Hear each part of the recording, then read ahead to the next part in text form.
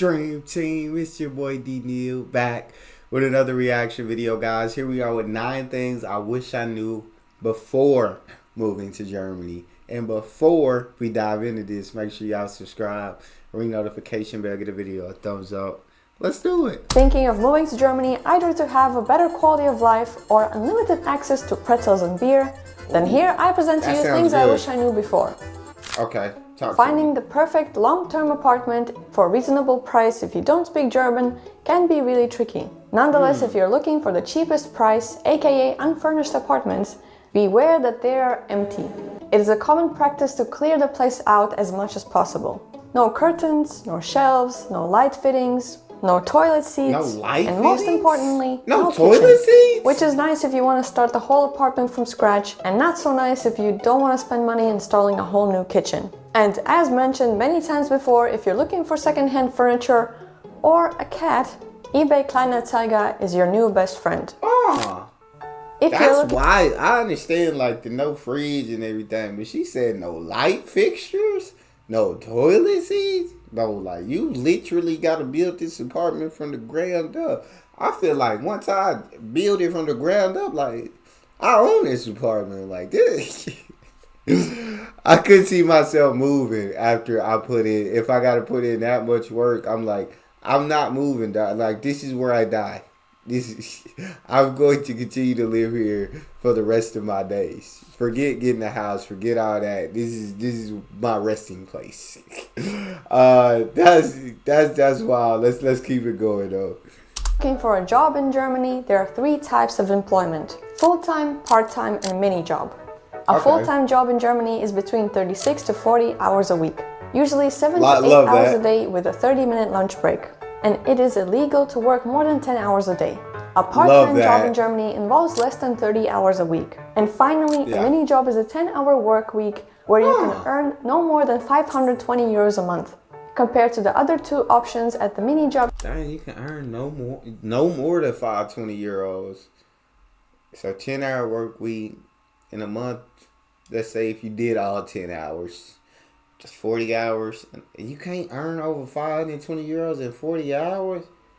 Nah. That ain't worth it. Yeah, you should just get a part-time. I would assume, just get a part-time job. No more than 520 euros a month. Compared to the other 2 options at the mini job, you get your money tax-free. However, you are not provided the universal healthcare that comes with paying taxes. Moreover, working minimum wage in Germany can be as unorganized and sketchy as it is in other countries. So far, I do not have good experiences. Starting from under-the-table pay, not having health insurance when I thought I did, employees working more than 10 hours multiple days in a row, and just not getting paid for the whole month of work. So my advice, make sure to... You not getting paid for... Ain't no way. Then it wouldn't have been no second month. Matter of fact, it would have been no... You got 2 weeks to pay me, dog. If I worked there for 1 to 2 weeks, I should be getting paid within 2 weeks. If I'm not paid within 2 weeks, then I'm done. Until that check hit my hand, I'm done, dog. But like she said, I know there's sketchy jobs like all over the world. Definitely here in the U.S. We definitely 10 hours. That's funny. Many people work over 10 hours daily. I can't stand working, so I would never do that. Under the table pay, 100% goes on here. Not getting paid for a month. I'm sure that goes on in so many places here, so I can understand it. I just couldn't be in that position. To have a signed contract by you and your employer, and keep track of your working hours the same way. Sundays are a rest day, and they take it pretty seriously. I like that. So retail stores and most bakeries will be closed. This is due to the store closing law, which forbids stores opening on Sundays. Although this partially takes religion into account, as the day honors God, it is also an opportunity to give the workers a break each week, except if you work in a restaurant, cafe, or a gas station. Moreover, it is generally frowned upon to do any noisy housework on Sunday. This includes mowing your lawn or... Otherwise, you'll get a loud, angry knock at the door or a quiet little fine in the mail. So therefore, Saturdays are full of people doing their weekly shopping. However, not all Sundays are the same. Some Sundays are open. A rare and unusual sight to see shops working on Sunday, making you think twice if it is actually Sunday.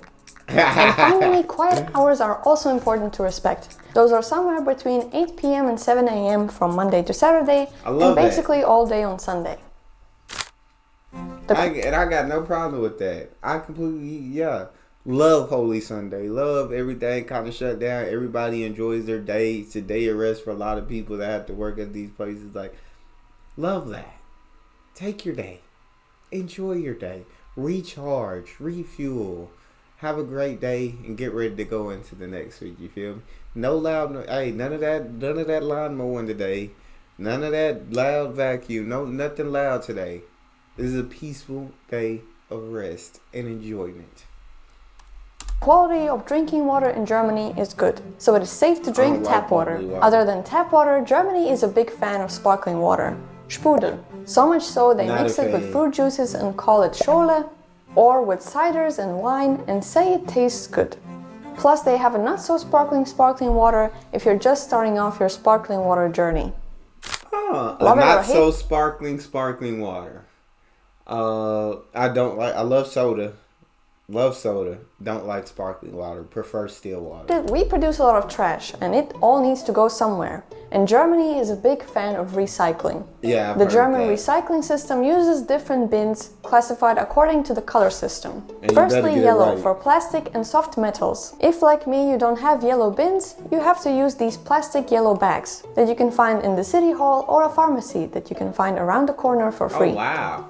Then the blue stands for paper. You can't just leave your cardboard boxes laying around. They need to be either ripped to shreds or folded and stuffed into the bin. Green and brown bins that not all houses have are used for organic and bio waste. Basically the leftovers you convince yourself you're still gonna eat even though it's been a week, so they go in that bin. Black or gray bins are used for everything else, except for batteries, light bulbs and electronics.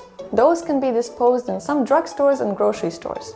When it comes to glass, like wine bottles, oil bottles and small jars, those are thrown away in these bigger containers found somewhere around your neighborhood. And they are also separated by color, brown, white and green glass. Oh, wow! Moreover, when you buy a drink in a glass, plastic bottle or a can, be aware of the font. You pay extra for the drink. And to confirm it, you can find a little emblem on the back. This deposit can be reclaimed in most grocery stores and used at the cash register. Love that. Absolutely love that. Germany definitely don't play about that recycling. I've seen enough videos to know that. But I love it. I know what I'm saying. They just care for the world that we live in. How everybody should care for the world that we live in. Everybody is throwing around this phrase that cash is king. And yes, I think compared to other countries, Germany is still fond of carrying some cash and coins in their wallet. You can still find some places that accept only cash. And coins are pretty useful if you're planning to use the public bathroom at some point. However, slowly but surely, paying by card is slowly becoming more and more popular. For example, at the Christmas market, it wasn't a problem to pay by card. Plus, somewhat related to the topic but not really, Germany is very slowly incorporating self-checkouts in some grocery stores. Cost of living is reasonable. Although prices are going up gradually, Germany is still one of the most affordable European countries to live in. Of course, it also depends on where you're planning to move. Because, for example, Munich is considered to be one of the most expensive cities in Germany. And Berlin is having a housing crisis at the moment, so... But I didn't make a whole video about this topic, so if you'd like to, you can give it a watch and give it a little like while you're at it. If you don't have a car or a driver's license, Germany has plenty of public transportation to choose from. S-Bahn, the fastest form of public transportation. U-Bahn, Germany's version of metro.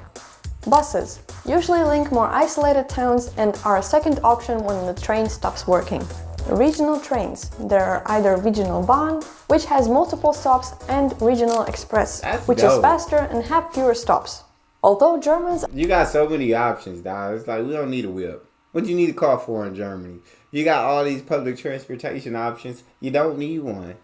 It's not a necessity like it is here in the U.S., where you can't survive without it. In Germany, we good. I'm just walk to the train, or I'm gonna walk to the bus, or I'm gonna walk to the S-Bahn, or I'm gonna walk to the U-Bahn, or I'm gonna walk to the, you feel me? are well known for their punctuality. The same could not be said for trains. In my experience, around 50% of the time, the train will be late or delayed, especially if it's a long trip. In this situation, the DB Navigator app is very useful. If the train has a significant delay, looking for alternative routes is key. Especially if you have a one-way ticket, you're more than allowed to switch routes if the train is not on time. And for frequent travelers, I would suggest subscribing to a bond card that will give you train ticket discounts. Then Germany is ranked among the top 5 bicycle-friendly places in Europe. Some are better than others. Plus, each city, town and state have different laws concerning bicycles. And the laws are strictly enforced. The healthcare system is... All the laws in Germany strictly enforced. They say, oh, you live here, you're going to follow the rules. Point blank, period, simple as that. Right. The German government offers free healthcare for all its citizens, which is funded through taxation. Roughly 87% of people in Germany use public health insurance, and it covers almost all medical treatments. The one issue with German healthcare is that you need to find a doctor. And finding a doctor can be difficult if the clinic doesn't accept new patients. So be prepared to make more than a few phone calls. Here, it is mandatory for all residents, whether employed or unemployed, to have some kind of health insurance. This especially applies for freelancers and self-employed people, because they need to sort this out themselves. Otherwise, after 6 months, you'll get a letter saying that you need to pay for the previous months you haven't been insured. And it can all add up to quite some amount. And that's it for the video. I like that. I feel like everything is good. I feel like everything she pointed out is good about Germany. That's dope. That's all we got. Make sure y'all subscribe. Ring notification bell. Give the video a thumbs up. It's your boy Neal. Out.